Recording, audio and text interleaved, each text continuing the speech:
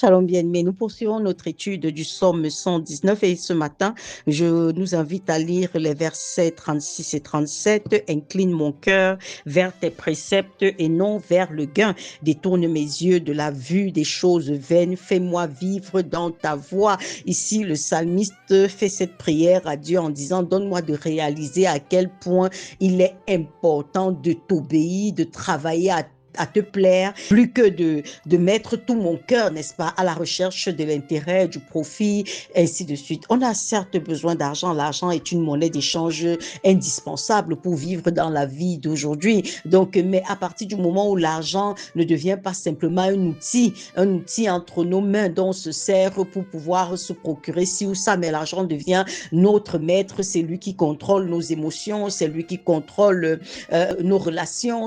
En fait, même notre relation avec Dieu, n'est-ce pas? Parce qu'en réalité, il y a des gens qui n'ont du temps pour Dieu que quand ils ont déjà vraiment résolu tous leurs problèmes, quand ils sont déjà au calme, au repos. D'un certain côté, c'est là où ils se tournent pour dire, en fait, Seigneur, qu'est-ce que tu es même en train de dire? Incline mon cœur vers tes préceptes et non vers le gain. C'est vrai que parler comme ça aujourd'hui, on peut se dire, mais tu vis où? Tu vis dans quel monde? Mais il faut que nous comprenions clairement que ce n'est ni de l'Orient ni de l'Occident que vient la bénédiction, que vient l'élévation, bien-aimé, c'est de l'Éternel. Dieu est celui qui élève l'un et Dieu est celui qui abaisse l'autre. Ça ne veut pas dire que nous ne devons pas travailler, ça ne veut pas dire que nous ne devons pas exceller même dans ce que nous faisons. Non, Jésus a été pour nous un modèle d'excellence, a été pour nous un modèle de dur labeur. Mais ici, c'est quel est ton degré d'attachement à l'argent? Est-ce que tu es même conscient que c'est Dieu qui bénit, bien-aimé, pendant que tu te bats pour travailler au quotidien le pain de douleur, pour réfléchir par tes propres voies, n'est-ce pas? L'auteur des Proverbes pouvait dire, n'applique pas ton intelligence pour t'enrichir, parce que fais confiance à Dieu pour te montrer le chemin qu'il a préparé pour toi, pour te donner de comprendre qu'en fait Dieu est plus soucieux de ton bien-être que toi-même. Ça, il faut se le dire, bien-aimé, parce que nous vivons souvent sur la terre comme si en fait Dieu nous avait abandonnés ici et il était parti et il s'était détourné de nous sans chercher à savoir ce que nous deviendrons. C'est archi faux. C'est archi faux. Il dit, cherche premièrement le royaume des cieux et sa justice. Le royaume de Dieu et sa justice, et toutes ces choses te seront données par-dessus. Et ça, c'est la vérité. Quand tu connais le Seigneur, quand tu crains Dieu, ce n'est pas toi qui seras misérable. Dieu n'a pas intérêt à ce que tu sois un mendiant.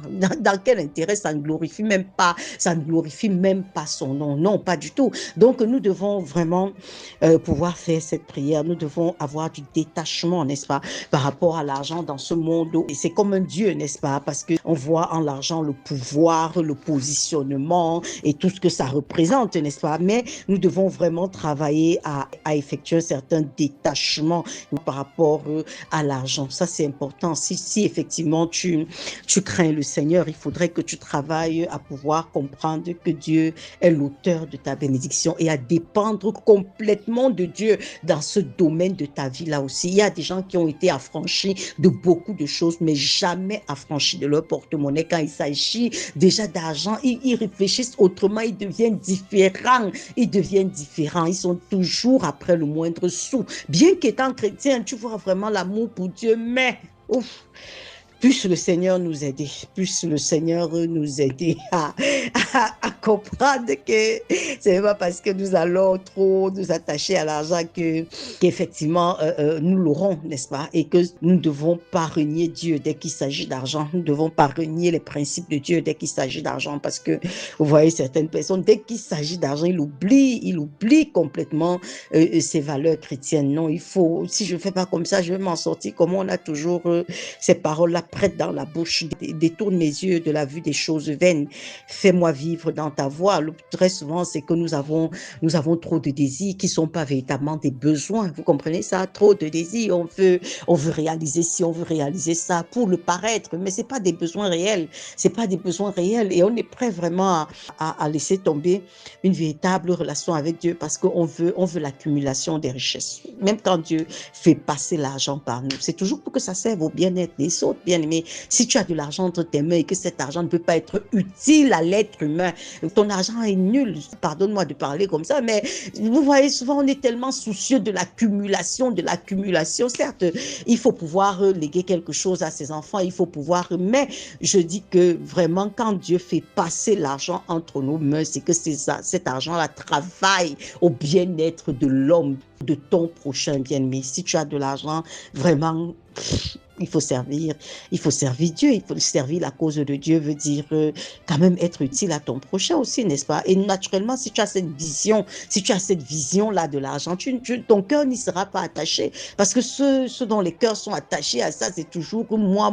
il faut garder encore, ainsi de suite. Plus le Seigneur vraiment nous donner de faire sincèrement cette prière, incline mon cœur vers tes préceptes et non vers le gain, éloigne, détourne mes yeux de la vue des choses vaines. Prie Dieu, bien-aimé, il est disposé à t'aider. Shalom à toi.